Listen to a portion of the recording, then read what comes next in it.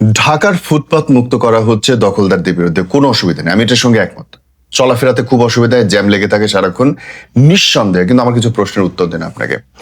প্রথমত হচ্ছে, ঢাকায় বাংলাদেশে গড়পড়তা এখন প্রায় 2 লাখ মানুষ কোনো না কোনোভাবে ফুটপাতে কাজ করেন, এবং এটা আমার কথা না, এটা বিভিন্ন হকার্স ইউনিয়ন এবং Bangladesh institute of labour studies BISL তারা বলছে 2.5 লাখ থেকে 3 লাখের বেশি মানুষ ফুটপাতে জীবিকার জন্য কাজ করে। তার মানে হচ্ছে 3 লাখ মানুষ হলে প্রত্যেক ফ্যামিলিতে গড়পড়তা 5 জন করে, 3 5 15 লাখ মানুষের জীবন জীবিকা, থাকা খাওয়া পড়া সব নির্ভর করে এই মানুষদের উপর। সুতরাং তাদেরকে হুট করে বাইরে ফেলে দিচ্ছি মানে এই 15 লাখ মানুষকে আমি আসলে বিপদে ফেলে দিচ্ছি।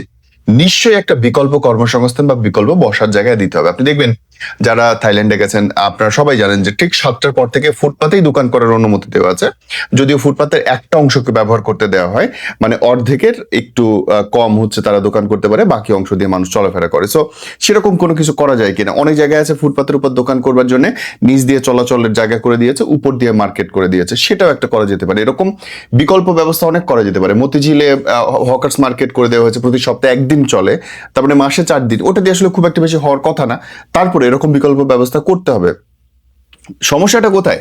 সমস্যাটা হচ্ছে এই ফুটপাতের হকারগুলো উঠে গেলে আমার আপনার মতো নিম্ন মধ্যবিত্ত মানুষ আসলে বিপদে পড়বে। কারণ ঢাকার প্রায় 70 থেকে 80 ভাগ মানুষ কখনো না কখনো সপ্তাহে একবার না একবার ফুটপাত থেকে কেনাকাটা করেনি। দেখেন ফুটপাত থেকে কি কি কেনাকাটা করা হয় তার একটা তথ্য আমার কাছে আছে। প্রায় 40% হচ্ছে পোশাক বা অ্যাক্সেসরিজ, জামা জুতা প্যান্ট গেঞ্জি, এগুলো। খাবার পানীয় মানে চা নাস্তা এইরকম খাবার আছে 20 থেকে 25 ভাগ। গৃহস্থালী পণ্য, প্লাস্টিকের সামগ্রী, কোকারিজ, এগুলো বিক্রি করে 15%। বাকি জিনিসপত্র সিজনাল হয়, এই ফল আসলো একটা, কখনো খেলনা আসলো, সেরকম। এখন ঢাকার যে এত মানুষ যারা ফুটপাতের জিনিসপত্রের উপরে নির্ভরশীল, যদি ফুটপাত উঠায় দেন ভাই, যারা অনেক টাকা নিয়ে দোকানে ব্যবসা করছেন, এক একটা আপনারা জানেন দোকানে কম করে 3 থেকে 30 লাখ টাকা পর্যন্ত অ্যাডভান্স দিতে হয়। এখন 30 লাখ টাকা সে যদি ব্যাংক থেকে নেয় অ্যাডভান্সের জন্য, প্রতি মাসে গড়পড়তা 12% করে সুদ দিতে গেলে তার 40,000 টাকা শুধু ব্যাংকে দিতে হচ্ছে অ্যাডভান্সের নামেই। এর সঙ্গে আবার ভাড়া আছে 15 থেকে 30-40 হাজার টাকা ভাড়া। এখন ওই টাকা কার কাছ থেকে উঠাবে? দোকানদার, আমার আপনার মতো মানুষের কাছ থেকে উঠাবে। মানে ফুটপাতের দোকান যদি বন্ধ হয়, আদতে লস আমার মতো মধ্যবিত্ত মানুষের জন্য, গরিব মানুষের জন্য। যাই হোক, দুনিয়াতে সব লস তো আসলে আমরাই পড়ি। বড় লোকদেরও কিছু যায় আসে না, গরিব মানুষরা হাত পাততে পারে, ভিক্ষা করতে পারে, আমরা তো ভিক্ষাও করতে পারবো না। সো আমাদের জন্য কোনো না কোনো একটা পথ আপনাকে করে দিতে হবে। আপনি ফুটপাত উঠান, রাস্তা দিয়ে চলাচলের ব্যবস্থা করে দেন। যদিও আমার ধারণা এগুলো লোক দেখানো হয়তো 15 দিন 7 দিন পরে আবার বসতে শুরু করবে। প্রথমে একজন বসবে, তারপরে 5-7 জন বসে যাবে, তারপরে আবার একই কাণ্ড হবে। আমি বিশ্বাস করি না যে বাংলাদেশ থেকে ফুটপাত পুরোপূর্ণভাবে ক্লিন করা সম্ভব। আমি বিশ্বাস করি না, কারণ এরকম কোনো শক্তি আমি আজ পর্যন্ত দেখি নাই, এই 40 বছর জীবনে দেখি নাই।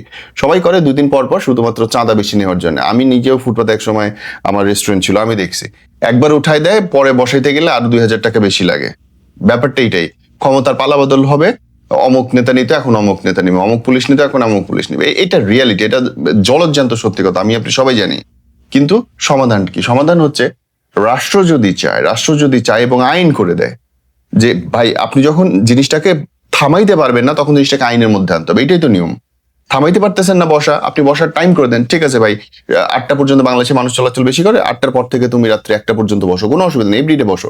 কিন্তু বসার তুমি হাঁটার জন্য 1 লেন জায়গা ফাঁকা করে দাও, 1.5 ফুট জায়গা ফাঁকা রাখে, বাকি জায়গায় করো। খুব ইজিলি করতে পারে, তাতে আইন শৃঙ্খলা পরিস্থিতিও ঠিক থাকবে, সবাই জানবে কে কোথায় বসতেছে।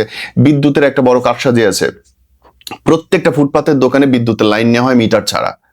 প্রত্যেকটা ফুটপাতে, আই রিপিট, দোকানে লাইন নেওয়া হচ্ছে মিটার ছাড়া।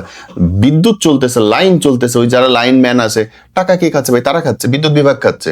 এবং এটাই স্পষ্ট, আপনি চাইবেন না কেউ লাইন নিয়ে নেবে, এটাই ইম্পসিবল ব্যাপার। কারণ প্রত্যেকটা জায়গায় দেখার মানুষ আছে, সবাই বলবে জনবল সংকট, কিন্তু টাকা ওই সংকট জনবলের পকেটের মধ্যেই যাচ্ছে।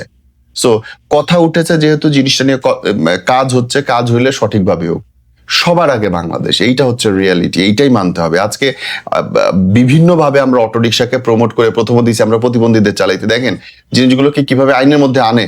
প্রথমে দিয়েছেন আপনি অটোরিকশা চালাইতে প্রতিবন্ধীদের জন্য, তারপরে দিচ্ছেন বিশেষ সুবিধা প্রাপ্ত মানুষদের জন্য, বৃদ্ধদের জন্য, তারপরে এখন পুরা ঢাকা শহর অটোরিকশায় ভরে গেছে। সো আপনি যেইটাই করেন, একটা যদি সার্কেলের মধ্যে না আনেন, নিয়মের মধ্যে না আনেন, তাহলে দিন শেষে ভাই লসটা হবে আমার আপনার সবার। যেহেতু সবার আগে বাংলাদেশ আমরা বলছি, আমরা চিন্তা করছি, সো চিন্তা করেন কেমন করে করা যায়। But I do support police. আমি পুলিশকে স্যালুট জানাতে চাই, অন্তত আপনারা শুরু করেছেন ভালো কাজটা, এটা যদি ধরে রাখতে পারেন তাহলে কোনো কিছুই বলার নেই। বাট বিকল্প কর্মসংস্থান মাস্ট মাস্ট মাস্ট। হুট করে কারো পেটে লাথি মারা যাবে না। আপনি যাকে উঠাচ্ছেন তাকে বসার জায়গাটাও করে দেওয়া আপনার দায়িত্ব।